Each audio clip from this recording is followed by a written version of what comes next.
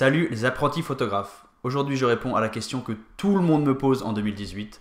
Vaut-il mieux acheter un appareil photo réflexe ou un appareil photo hybride? C'est parti.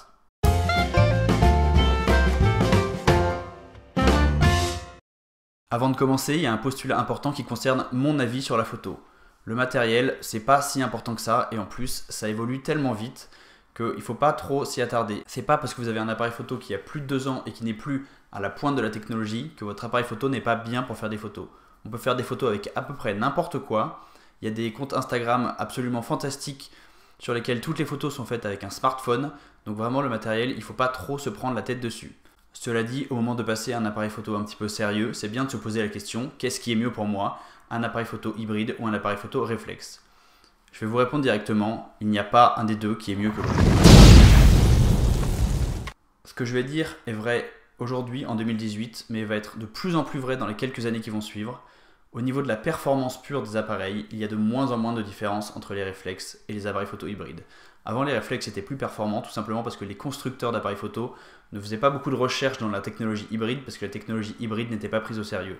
Maintenant, ça a changé, il y a des constructeurs sérieux qui font des hybrides, et il y a même les anciens constructeurs de réflexes comme Nikon et Canon qui se sont lancés dans les hybrides, et ça veut dire que la technologie devient à peu près égale partout. On ne peut plus dire qu'un réflexe est plus performant qu'un hybride, ce n'est plus vrai.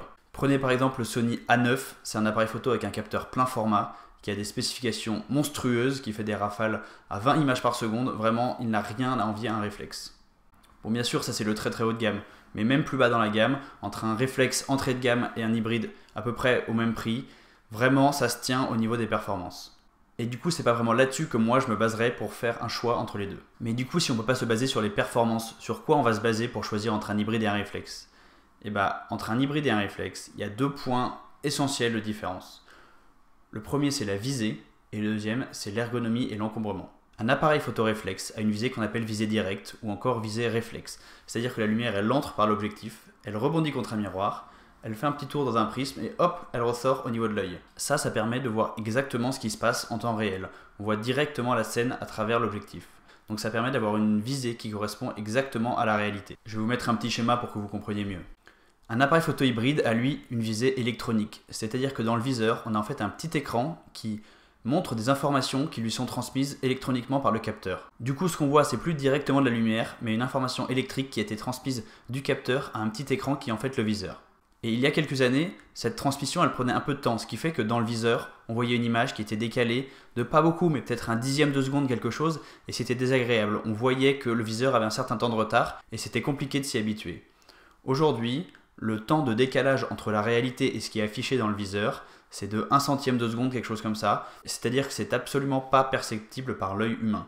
Donc vraiment, on ne va pas voir de différence entre un viseur optique et un viseur électronique, en tout cas en termes de latence. Mais les grands avantages du viseur électronique, c'est qu'on va voir justement dans le viseur en temps réel ce à quoi va ressembler la photo finale. C'est-à-dire que si on se met en style d'image noir et blanc, on va avoir dans le viseur une image en noir et blanc. Dans un réflexe, quand on prend une photo, on doit vérifier que la luminosité est bonne, que l'exposition de la photo est correcte. Sur un hybride avec viseur électronique, la petite image qui s'affiche dans le viseur, c'est déjà la photo avec l'exposition réelle. Donc on peut savoir directement si elle est trop exposée ou pas assez exposée. Encore un exemple, si vous décidez de shooter dans un format différent, par exemple vous voulez shooter en format carré, ça va être possible de mettre son viseur en format carré. Ça c'est bien sûr sur un viseur électronique. Sur un viseur optique, on ne va pas avoir toute cette flexibilité. Ça ne veut pas dire que le viseur optique il est pas bien, ça veut juste dire qu'on a beaucoup plus de possibilités avec un viseur électronique. Alors ce qui est sûr c'est que quand on vient du réflexe, s'habituer à la visée électronique après avoir passé des années sur une visée optique, c'est vraiment bizarre, c'est déstabilisant, parce que les choses ne sont pas pareilles. Mais vraiment, c'est pas un souci parce qu'on s'habitue très vite. Enfin, en tout cas, ça c'est mon avis. Moi, je me suis habitué très vite. Et maintenant, j'adore la visée électronique. Et j'ai beaucoup de mal quand je reprends des photos avec mon réflexe. Je trouve que c'est sombre, qu'on n'a pas assez d'informations.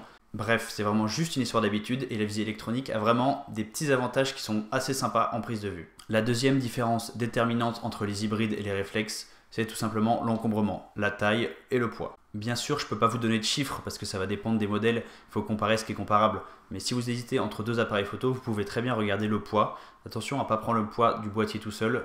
Le poids qui vous intéresse, c'est le poids du boîtier avec son objectif parce qu'on ne prend jamais le boîtier tout seul. Parfois, les objectifs, ça peut jouer pour beaucoup dans le poids.